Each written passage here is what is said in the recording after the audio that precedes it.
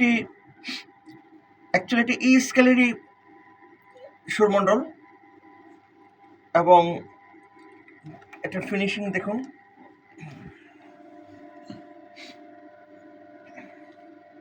এই যে 36 তারের সুরমণ্ডল,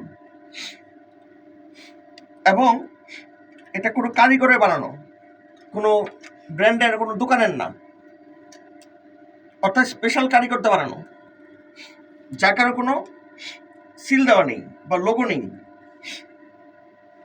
এবার সাউন্ডটা শুনুন, কাছ থেকে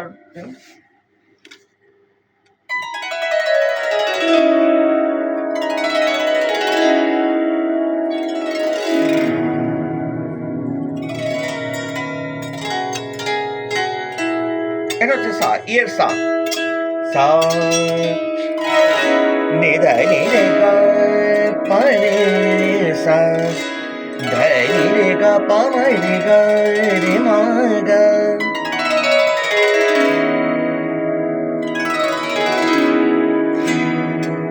সা নি ধা পা, এটা পা। আবার উপরে পা থেকে পা পা মা গা রে সা নি ধা পা মা গা রে সা।